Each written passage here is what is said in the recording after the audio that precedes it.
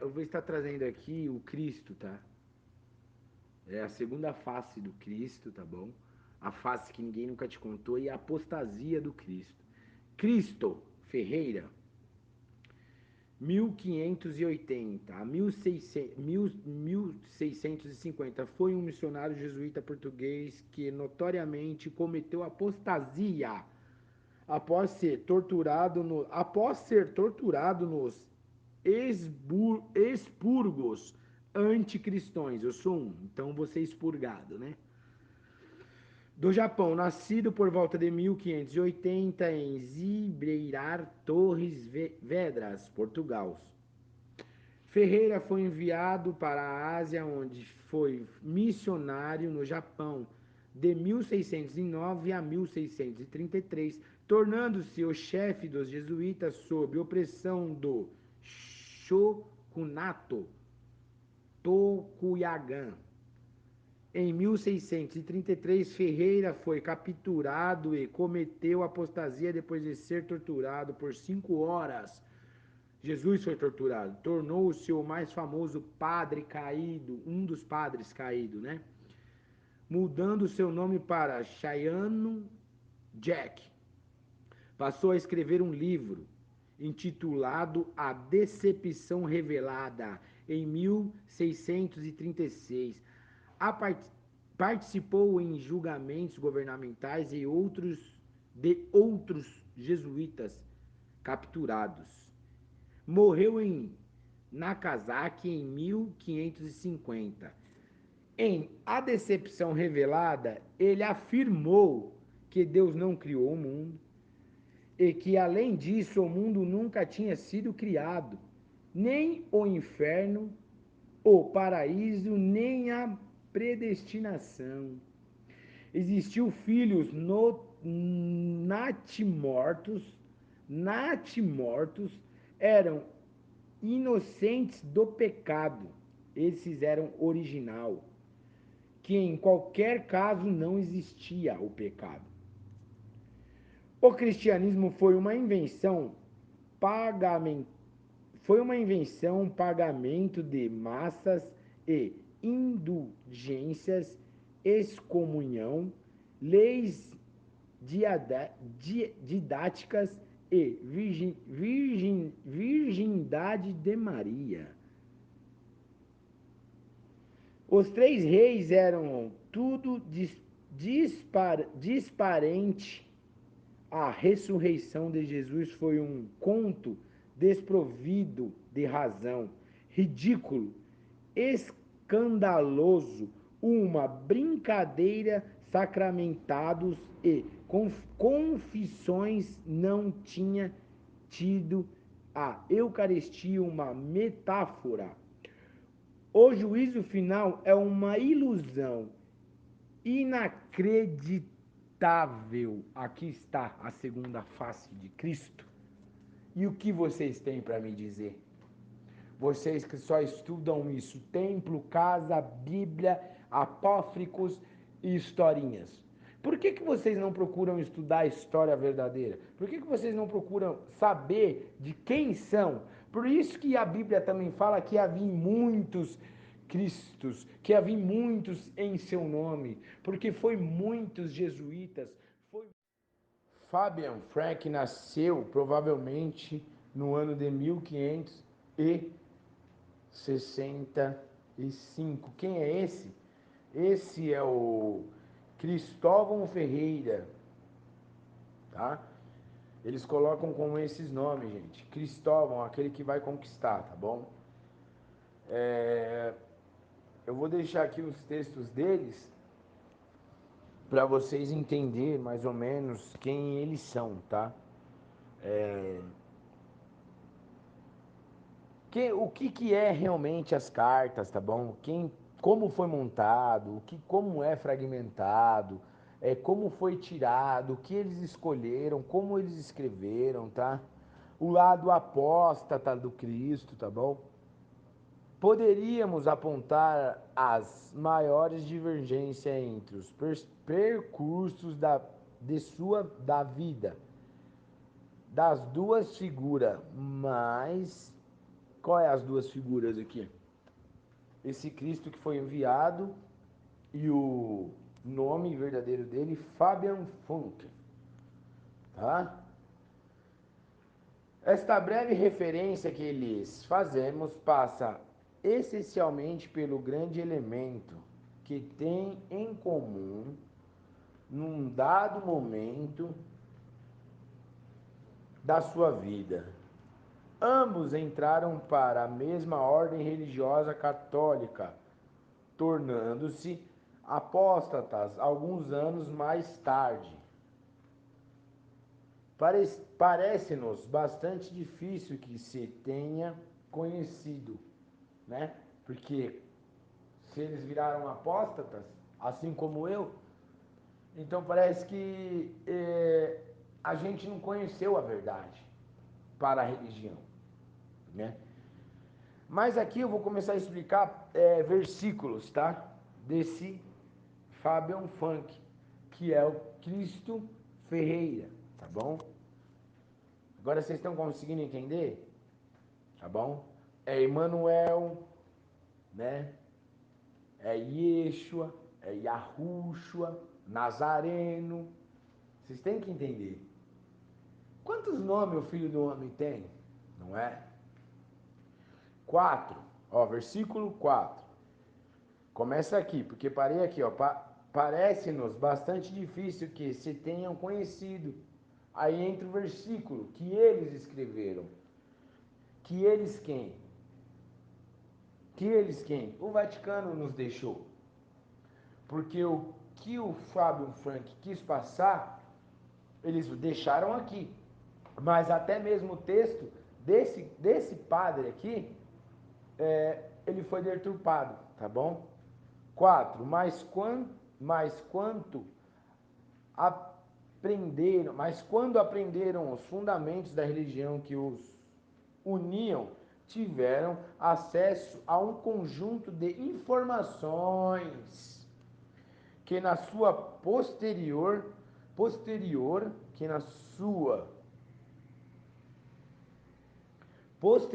refutação dos preceitos do cristianismo poderiam vir a usar, tá?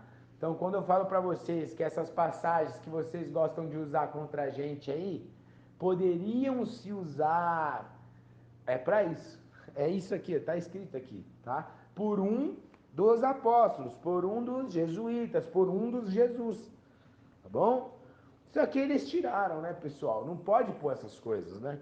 E isso daqui era uma das partes, tá? Desses livros aí que vocês falam como apócrifos, né?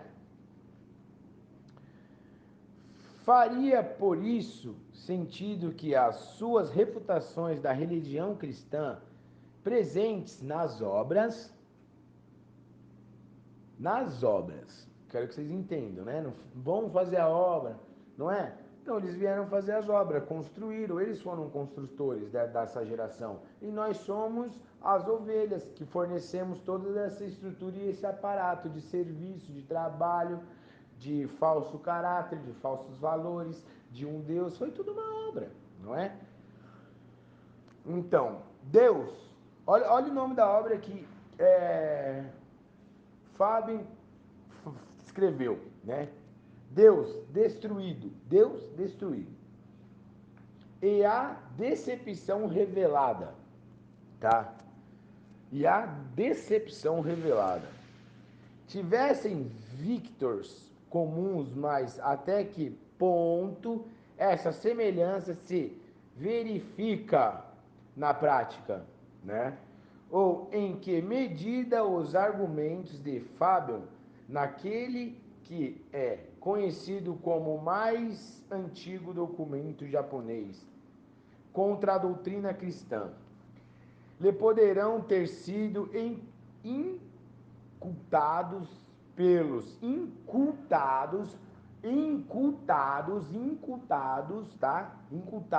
incultaram pelos mesmos jesuítas que lhe ensinaram os fundamentos da nova religião.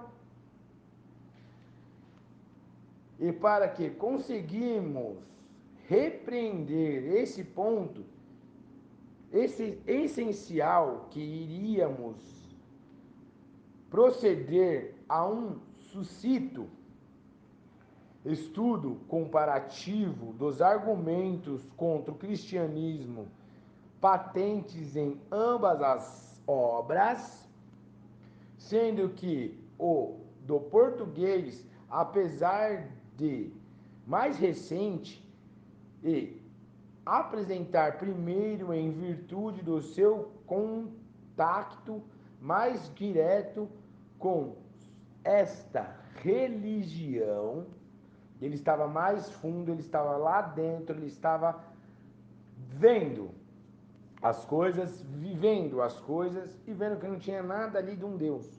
E é como é hoje, não muda nada. Só hoje que é mais, então todo mundo dormindo. É aleluia, glória, salvação, bens materiais, livramento e financeiro. Não mudou. A obra que eles fizeram, sofrida, de matar originários, montar templos, formar firmas, formar esse mundo, foi feito. Agora você só fornece. Porque você é uma ovelha, um gado. É isso. Real. É real. Não tem o que o outro vir falar pra mim. Não, não é, você é louco. Não. Vai pra história, filho. Entendeu? Ambas as obras começam com uma pequena introdução na qual os autores apresentam as circunstâncias que os levaram à escrita dos respectivos textos. Depois, enquanto a obra do português é mais direta, referindo sequencialmente várias dificuldades da doutrina cristã. A de Faber alude repetidamente os próprios argumentos dos cristãos, apenas para depois lhes ajuntar a sua própria refutação pessoal, em que frequentemente também recorre a argumentos providos daquela que era a sua antiga religião, tá? O budismo, tá bom? Tal como este era praticado em terras do Japão. Então aqui ele já deixa bem claro que eles foram lá e já deturparam tudo. Tinha uma religião lá, eles tinham uma doutrina lá, nada de respeito. Eles se uniram para a unificação cristã, isso, judaica budista, tá bom? Parte 2, a decepção revelada desse mesma pessoa, tá? Que é Fábio, de Cristóvão Ferreira. Desta forma, o primeiro argumento do português passa pelo problema da transmissão da mensagem divina. 5. Continua o texto, vocês estão vendo? Se Deus existe e se criou Adão e Eva, consequentemente toda a humanidade, como é possível que não tivesse proporcionado meios para essa mensagem fosse conhecida por todos os povos, em vez de somente pelos... Olha, eu vou falar como eles falam em japonês, que está escrito aqui. Cristianta, tá bom? Assim que eles chamam lá. Cristianta, ou cristã. É assim que eles falam lá, não é que eu falo, é assim. Vocês têm que aprender, né? E é uma questão intrigante, para a qual o autor não avança qualquer tipo de resposta. Mas já não precisa de fazer mas já não precisa de o fazer para atingir o seu novo objetivo, mais do que defender uma possível solução. Através dessas suas linhas pretendentes mostram que existe uma falha nos elementos mais basileiros do ensinamento cristão. Versículo 6. Que depois, logicamente, leva ao seu passo seguinte. Cristóbal Ferreira, um dos enviados, um dos cristos, tá? Pergunta-se como poderia apenas aqueles que são cristãos obter a salvação divina, a vida eterna no paraíso. 7. E continua mesmo entre aqueles que já praticavam essa religião, como seria possível admitir a existência de predestinados? Não tem como. Se é predestinado, já foi feito, filho. Se foi feito, já alguém escreveu e alguém está fazendo. Então você está sendo só ovelha para servir o que é o mal. Está aqui claro, não tem como ser uma predestinação. Eu não quero essa predestinação para mim, entendeu? Então eu tenho o meu direito de escolha. Então as pessoas não têm a racionalidade de entender, e muito menos de se divulgar dentro delas próprias para saber o que estão falando e o que estão querendo para a vida, não é? Mas elas querem a salvação, que por sinal, ela é a exceção pura. Para não falar que foi exceção, ele fala assim, de fé em fé. A sua fé te salvou. É exceção, querido. Entendeu? Parei nos predestinados e predestinação, que entrariam no paraíso independente das suas ações. Aí vem o lance dos cristãos, né? Os crentes. Ah, mas Deus escolhe quem Ele quer. Então eu quero que ele se... né? Por quê? Porque eu faço tudo certo, o cara ali matou uma par de gente e ele entra. O cara matou lá na cruz, lá pediu, o cara não fez nada. Aí para passar uma leveza hipnose, né, cerebral, para adormecer a sua mente, fala, aquele que estava à direita, tem que ser na direita, né? Ou na esquerda, porque hoje eu não leio mais esse livro. Fala assim, não, mas o que você está falando? Esse daí não fez nada para estar aqui. Aí o bonitão vira, né? Um dos bonitão vira e fala, hoje mesmo estará comigo no paraíso. Isso daí foi uma dormência na sua cabeça. Você aceita isso? Você acha que você, mesmo errando, se você confessar, você vai ser livre? Não. Vai na história, procura a história e você vai saber como era isso, tá bom? 7. E continua mesmo entre aqueles que já praticaram.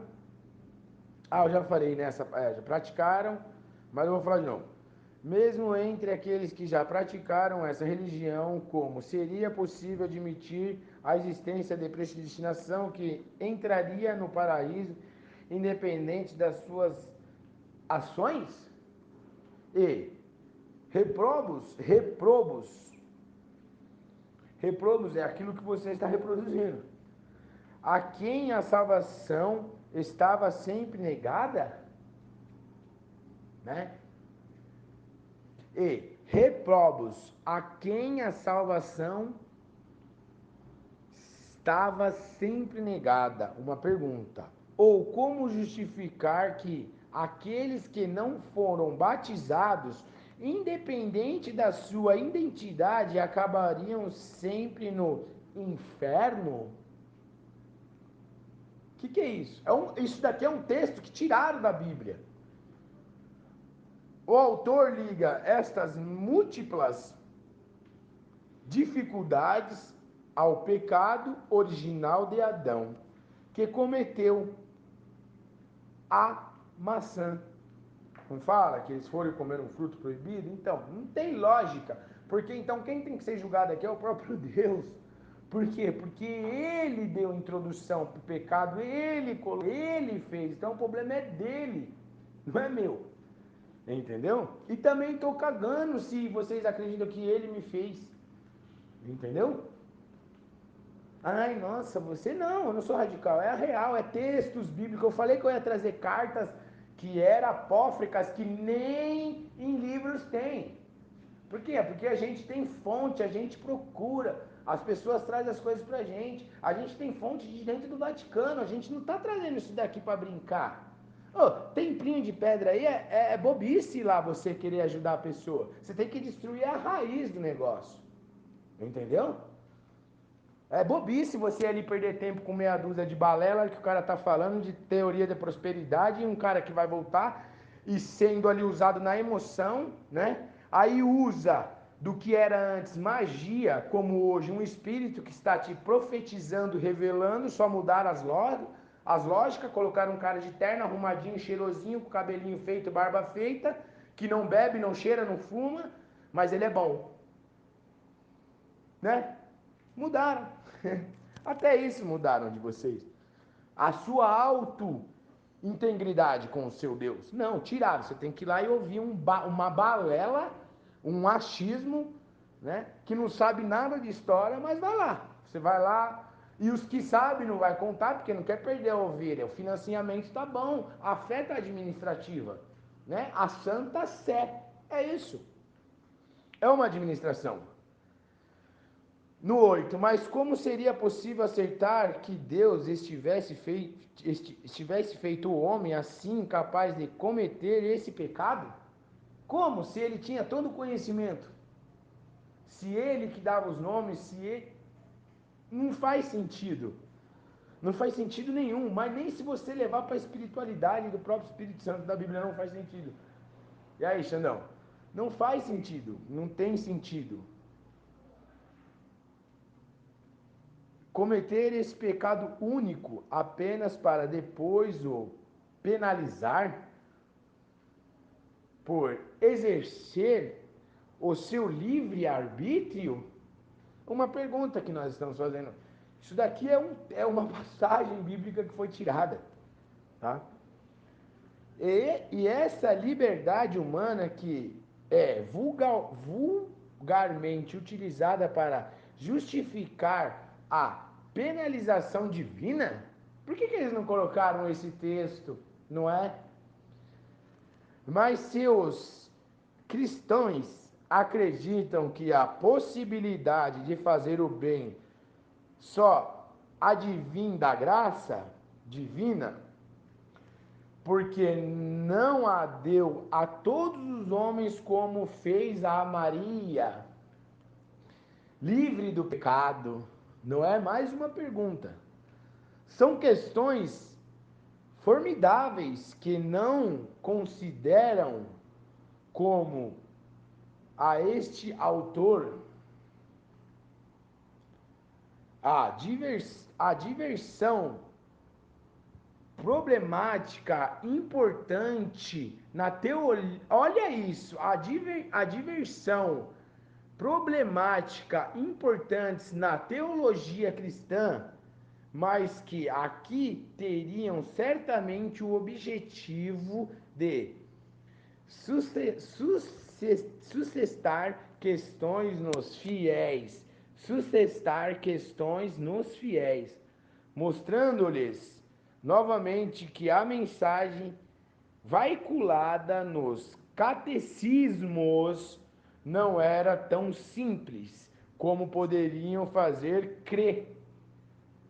O terceiro argumento, 9, versículo 9, advém de uma confrontação do conteúdo dos 10 mandamentos com as próprias ações dos cristãos. Aqui está escrito em japonês, trazido a letra, né, para o português, mas diz assim, ó, Christian, ou Christian, é a mesma coisa, ou fala puxadinho, Christian, entendeu?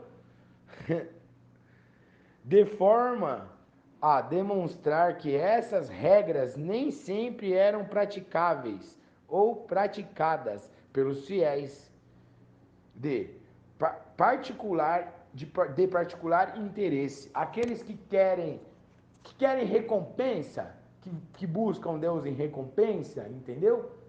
Tá vendo? Tá tudo montado aqui, gente. É isso aqui. Esse texto foi tirado. Isso daqui não tá nem nos apócrifos, ele está lá mais a fundo ainda. Tá? E o sétimo mandamento, não roubarás, já que o autor menciona a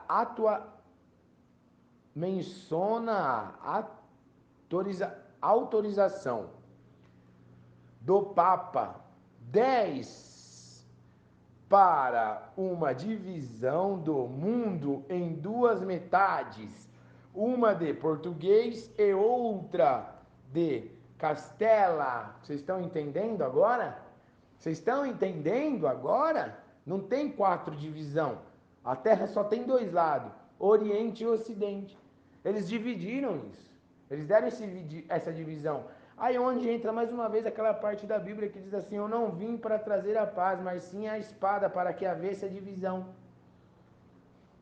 Né? Metades, uma de Portugal e outra de Castela. Uma de Portugal e outra de Castela. Nas quais esses dois reinos, olha os reinos aí, ó, poderiam exercer o seu poder como bem. Intensede-se. Versículo 11. Também associado a esse argumento surge uma breve explicação das funções e ocupações do clero, com o objetivo de mostrar que elementos como